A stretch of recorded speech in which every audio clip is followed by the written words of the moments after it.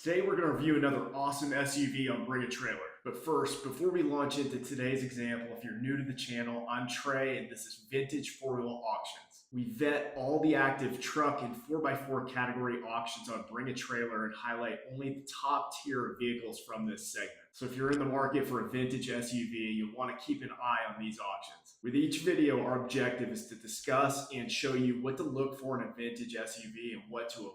Our hope is that this simple video format encourages interaction with viewers on vehicle condition and ending price points. So starting today, we have a 1984 Jeep Grand Wagoneer. This is an exciting auction. This Wagoneer is listed with no reserve, so I expect an engaging auction because the potential buyers know that the ending bid takes it home. Interesting to note on this Wagoneer, the 1984 model year is the first year of the renaming to Grand Wagoneer. But this model was actually introduced in 1963. It had a record-breaking 29-year run with only minor changes over nearly 3 decades. That's pretty awesome. My brother-in-law actually has a 1988 Grand Wagoneer that he uses as a daily driver.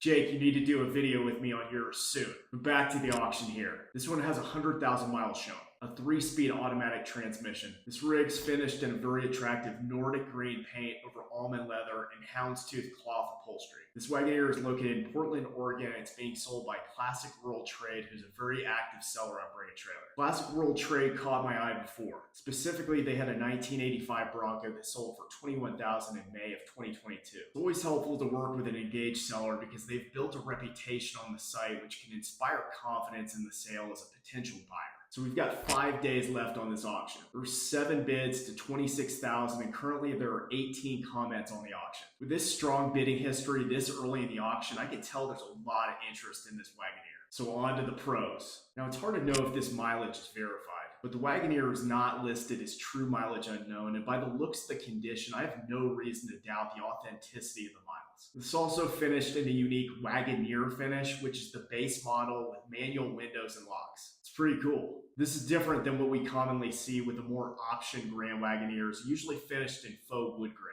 Also from the initial pictures, this appears to be in great condition for the age. Another big plus, truck's finished in a very attractive Nordic green paint over almond leather, and I love the houndstooth cloth upholstery. So taking a look at the work done, the hood and tailgate were repainted in preparation for the sale, and an oil change was also performed. Looking at the cons on this Wagoneer, in the body of the auction, I don't see significant documentation of work done over the years, but again, I've seen numerous auctions from Classic World Trade, so I'm sure if anything was needed, it would have been done. Now, I've not been through all the pictures at this point, but given the age, I do expect minor wear and tear on this Wagoneer. What's listed in the auction is pretty minor, but we'll make sure to do a deeper dive with the pictures later in the video. So I did pull up the Carfax for this Grand Wagoneer. The Carfax shows ownership in Washington State its entire life until the purchase by the seller in Portland, Oregon in March 2023.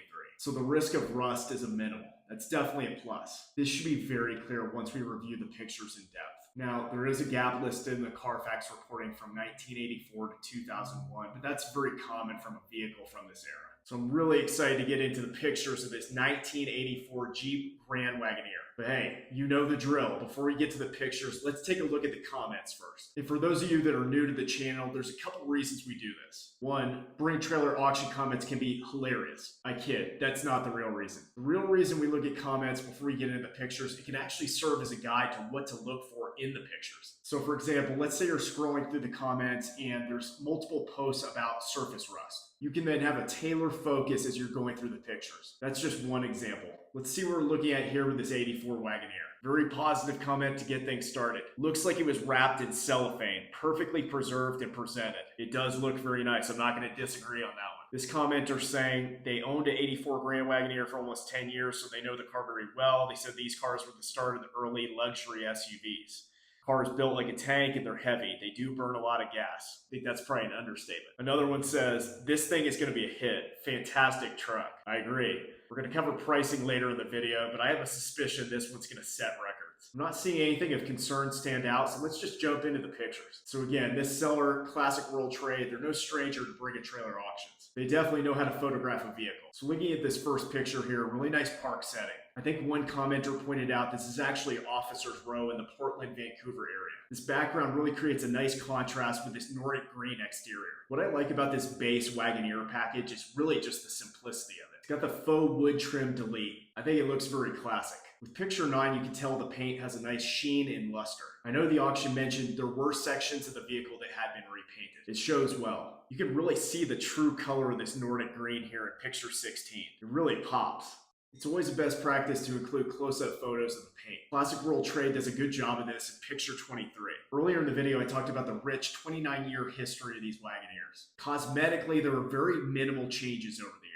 The biggest one that stands out is this grille went from more boxy to rectangular. It's just classic styling. Looking at picture 32, I just love how they retained the originality of this Grand Wagoneer. Now this is definitely a cool feature. This houndstooth interior is great because it's period specific. The houndstooth on the panel is also a good look. I was at a car show over the weekend and I saw a restored C10 Chevy pickup with this same houndstooth. Looked really sharp. I don't know about you, but I can't look at these Grand Wagoneers without getting a little bit of nostalgia. I remember as a little kid these pulling up in the carpool lines. I'm really impressed with the originality of this Wagoneer trimmed Grand Wagoneer. And then looking at these temperature controls. Talk about simplicity. I love it.